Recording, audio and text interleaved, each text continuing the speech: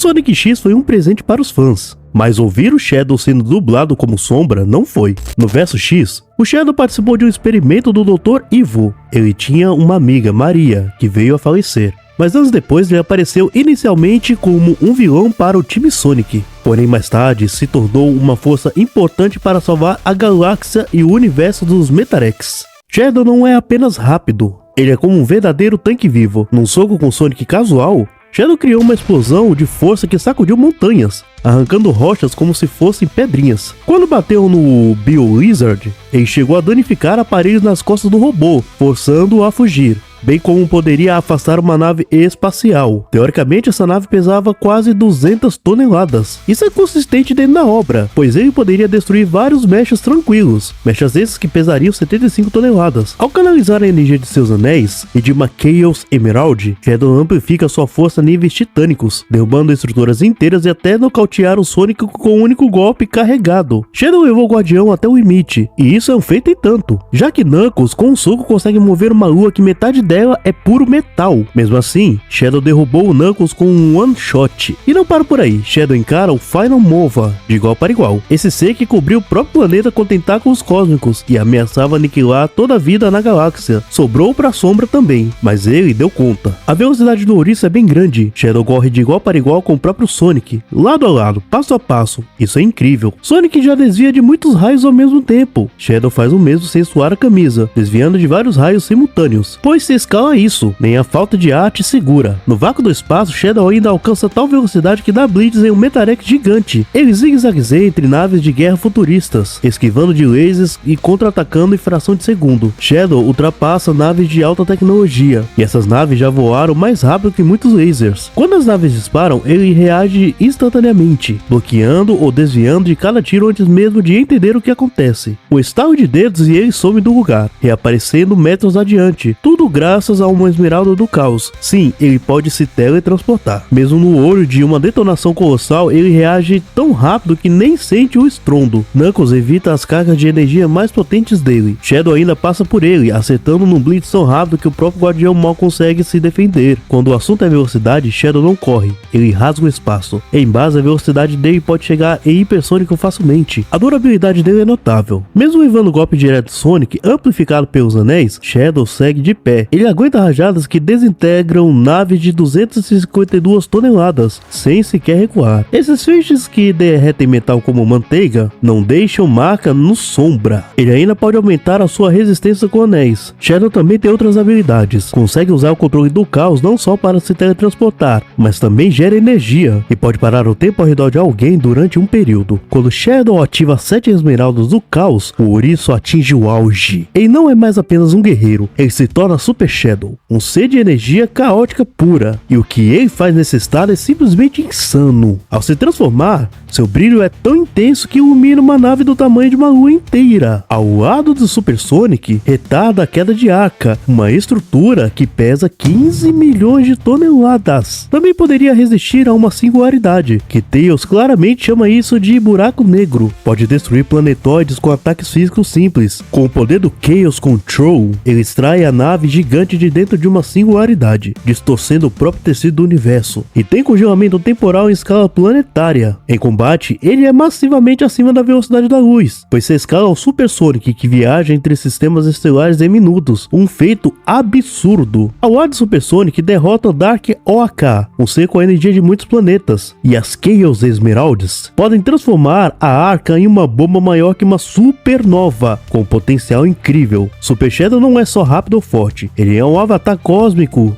do tempo e da destruição. A lendária raça dos guerreiros Saiyajins era uma força reconhecida na galáxia e até mesmo nos lugares mais longe do universo. Deus que o diga. E graças a uma viagem, alguns deles acabaram escapando do extermínio do Freeza. E um deles era simplesmente o príncipe dos Saiyajins, Vegeta. Vegeta veio à Terra como um inimigo para Goku, Kakaroto. Porém, acabou se tornando uma peça importante para salvar a galáxia e o universo de ameaças como Cell e Buu. Se inscreva no canal para não perder as próximas batalhas, ok?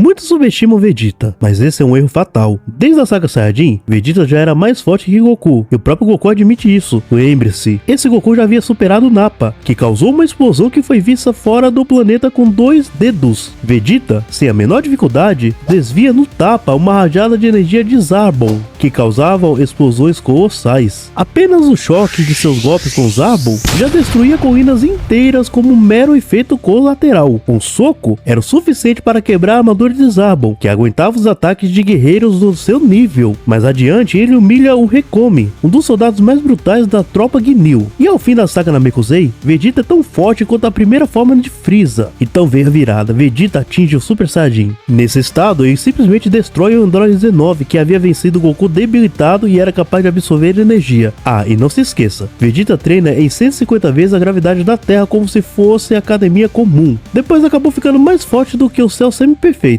que já era superior a todo mundo até aquele momento. No ápice de sua fúria, ele atinge um patamar onde pode lutar de igual para igual com Goku Super Saiyajin 2, um nível que até então havia superado todos os guerreiros da Terra. Velocidade? Vegeta já nasceu como um ser sobre-humano nesse quesito. Desde o início, ele era mais rápido que Raditz, que conseguiu reagir a um ataque de Piccolo, um ataque que poderia cruzar a Terra à Lua em segundos. Nesse ponto inicial, Vegeta já era rápido bastante para dar blitz em Goku, algo que poucos conseguiam naquela época. E não para por aí. Vegeta conseguiu reagir ao Goku com Kaioken 2 vezes, uma técnica que ampliava absurdamente os atributos de Goku. Ainda assim, Vegeta se mantinha no combate, desviando, contra-atacando e mantendo a pressão. Zarbon era como se estivesse em câmera lenta. Vegeta desvia de seus golpes com tal facilidade, mostrando reflexos e agilidades bem acima dos padrões comuns dos guerreiros de Frieza. Durante a saga Namekusei, ele atinge níveis absurdos. Já em forma base, Vegeta voava tão rápido que criava ondas de choque gigantescas, destruindo montanhas apenas com a pressão de seu voo, velocidade combinada com brutalidade. E quando atingiu o Super Saiyajin, sua velocidade ficou ainda mais insana. Ele desvia dos ataques da queima-roupa do Android 19, que era ágil o suficiente para pressionar Goku debilitado. Na saga Buu, Vegeta alcança o ápice da velocidade de reação. Ele foi capaz de desviar uma rajada do Kid Buu, um ser com reflexos e poder destrutivos massivos. De hipersônico a massivamente hipersônico, Vegeta é um verdadeiro raio do orgulho Saiyajin. Você acha que a resistência é como a de humano? Pense de novo. Vegeta tolera muita dor e segue avançando. Logo no início, Vegeta aguentou várias rajadas do Kuririn, que foram capazes de matar vários Saibamens. O Saibamens era igual a Raditz em termos de poder, e Kuririn disse que usou todos os poderes. Quando Goku desceria um Kamehameha com o Kaioken 4X, ataque forte o bastante para obliterar o planeta, Vegeta resistiu e encarou a onda de destruição. Ainda vivaço, ele sobreviveu a uma Genkidama parcialmente carregada. Uma bomba totalmente carregada dessas já derruba até a regeneração do Kid Buu. Vegeta resistiu até o Ozaru Gohan, aguentando o peso esmagador do gigante, e na saga Frieza, ele tomou golpes de poder ainda maior. Socos que abririam crateras maiores do que montanhas, e nem uma rachadura apareceu em sua armadura. Ao alcançar o Super Saiyajin 2, Vegeta suportou sem esforço rajadas do próprio Goku em Super Saiyajin 2, provando que sua pele já não era mais de carne, mas uma couraça viva. Mesmo quando o Buu atacou, ele sobreviveu. O mesmo Buu que havia derrotado Dabura, que era comparável ao Cell. Vegeta encarou os golpes que pulverizariam montanhas, levantou e continuou lutando. E por fim, levou um espancamento do Kid Buu, em pessoa. Uma surra que faria qualquer outro guerreiro cair, mas para o príncipe não. O poder do príncipe dos Saiyajins é imenso. Vegeta entrou em cena com força suficiente para derrotar Nappa com facilidade, mostrando logo quem mandava.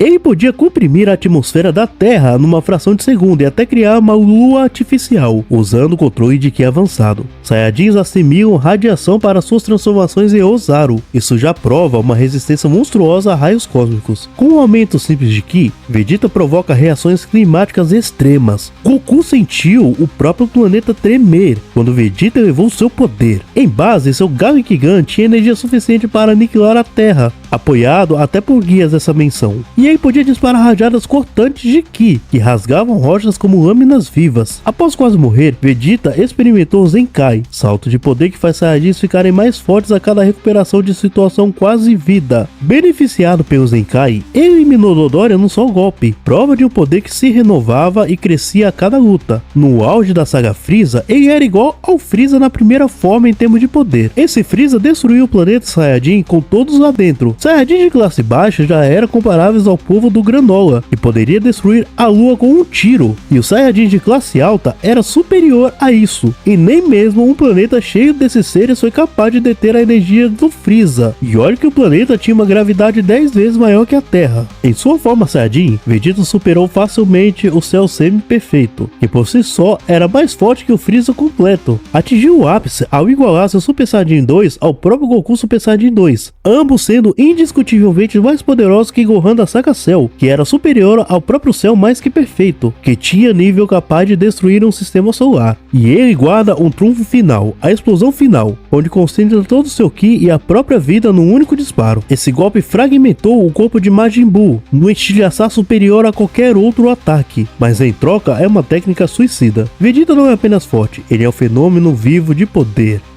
Parece que deu ruim pro Saiyajin. Shadow vs Vegeta Batalha Mortal foi incrível, mas Shadow vence e aqui está o porquê. O Vegeta é muito forte e poderoso, mas o Shadow o supera em quase tudo, menos em artes marciais. Além disso, o Shadow tem habilidades melhores como teletransporte e poder parar o tempo, e um poderoso BRF, e o Vegeta de Dragon Ball Z não demonstrou defesa para a parada do tempo. Então, com uma combinação dessas habilidades, Sombra venceria. Deixe a sua opinião nos comentários, pois quem vence hoje é o Shadow X.